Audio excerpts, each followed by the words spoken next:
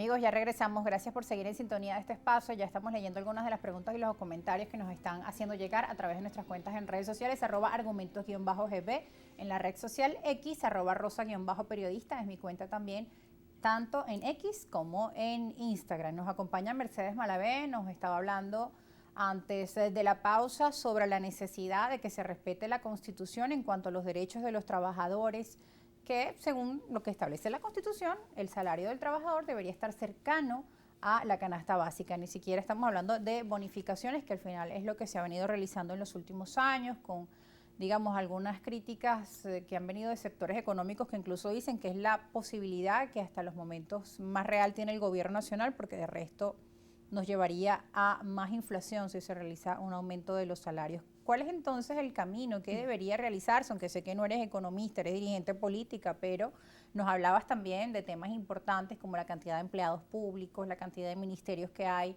dentro de nuestro país. Por allí nos quedamos antes de irnos a la pausa. Sí, efectivamente.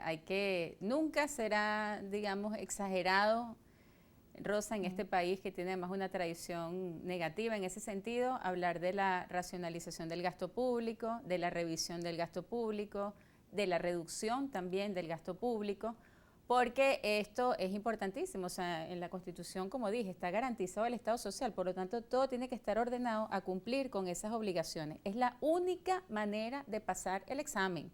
Sí.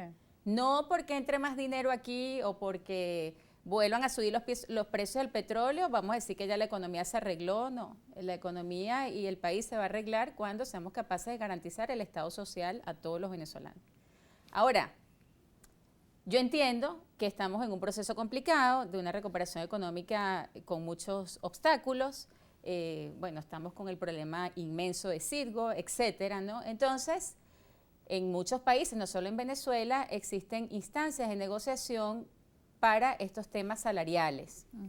Eso es lo que se llama el diálogo social.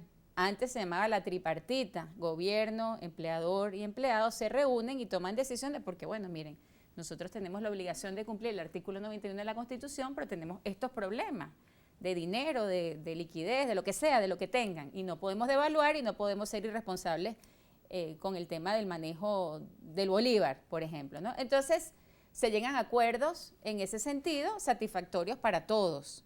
¿Qué hace el gobierno? Pregunto, ¿qué hace el gobierno aquí con la mesa de diálogo? Bueno, o de diálogo social.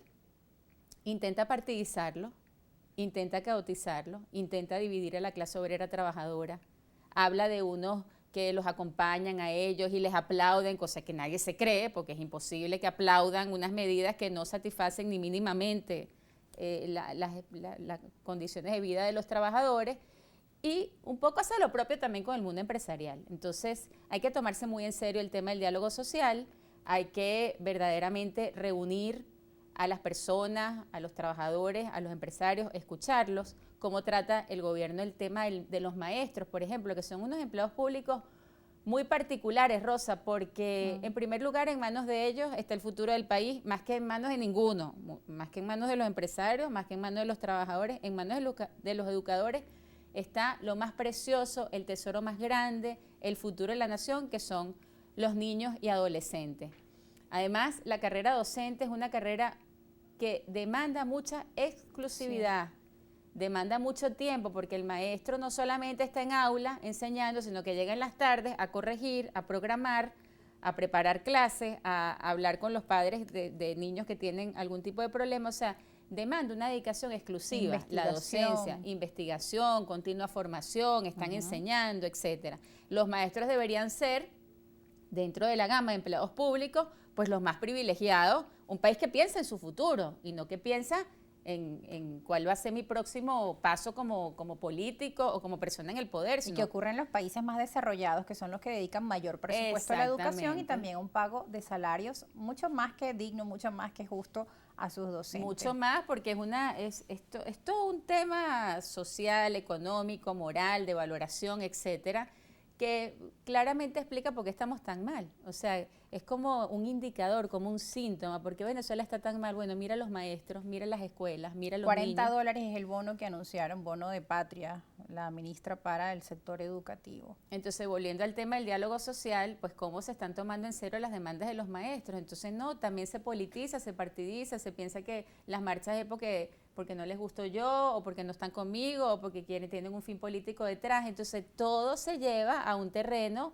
impropio, inadecuado, cuando en estos temas todos los políticos, especialmente los que ocupan funciones de gobierno, tienen que quitarse su gorra política, su franela política y asumirse como lo que son, personas que están conduciendo la hacienda pública, el país, que tienen en sus manos el futuro de la nación y funcionar como tal. Bueno, nada de eso está pasando, ni en la Asamblea, ni a nivel ejecutivo. El presidente habla también habla como el jefe de un partido, no como el jefe de un país. Y el Tribunal Supremo, bueno, ni hablar, ¿no? Entonces, esta situación, la única manera para mí de resolverla es con diálogo social, pero con un diálogo social serio, donde el gobierno haga de verdad caso a las exigencias, a las ideas, a los requerimientos de estos dos grandes grupos y que corrija todo lo que estos grupos le digan. Y lo primero que le van a decir es, usted no necesita 30 ministerios, usted no necesita 60 viceministerios.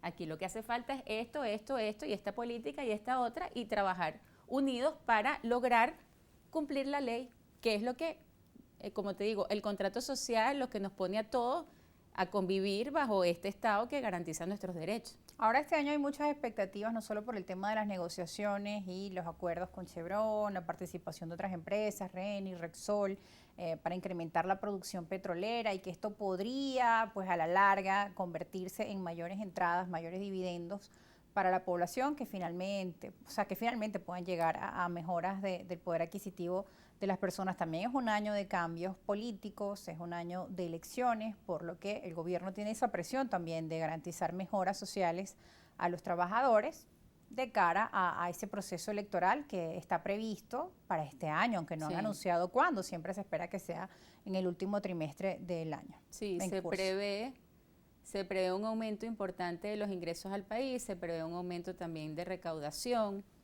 pero si no resolvemos el problema de fondo, esto no es un problema de dinero y de cantidad de dinero, es un problema de administración del dinero.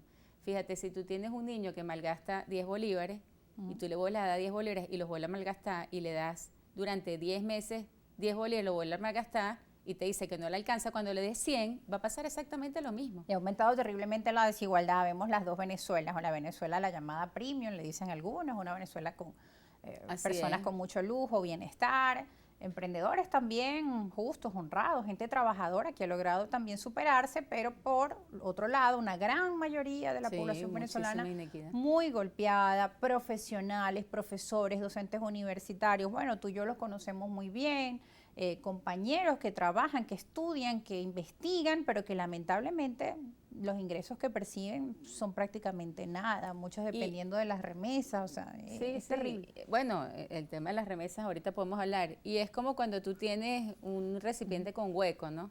Da igual si le pones una gotita de agua, si le pones un litro. Por el hueco se va a ir todo a una velocidad diferente, pero se va a terminar yendo todo. Lo importante aquí es que entendamos el tema racional del gasto. Hay que racionalizar el gasto. No tenemos cultura de racionalización del gasto público. Somos un país minero, rentista, que ha tenido grandes bonanzas. En ese sentido, digamos, nuestro país, nosotros como venezolanos, no hemos madurado suficiente. Y esto no es un tema, digamos, de un sector político, de otro, es de como una conciencia nacional, ¿no? Hasta que nosotros no entendamos que el tema del gasto hay que priorizarlo, hay que racionalizarlo, hay que ajustarlo a las leyes, a lo que nos dice la ley, pues no vamos a avanzar. Por más ingresos que entren en el país, seguiremos viviendo esas inequidades escandalosas, vergonzosas, propias de países muy, muy, muy subdesarrollados, donde no se garantiza pues la igualdad fundamental entre los ciudadanos. Y cuando no hay igualdad, ¿qué se afecta? La paz social. No hay paz social, hay delincuencia, hay violencia, hay resentimiento y bueno, todas esas son las cosas que tenemos que tratar de contener. Mercedes, tenemos que ir a una pausa. Al regreso seguiremos conversando sobre ese tema tan importante. También nos habla de un cambio de mentalidad en cada uno de nosotros como venezolanos, ¿no? El tema de la importancia que tiene la formación y la educación en administración, en finanzas. Bueno, son tantos los elementos, pero todo pasa por la educación. Pausa y volvemos.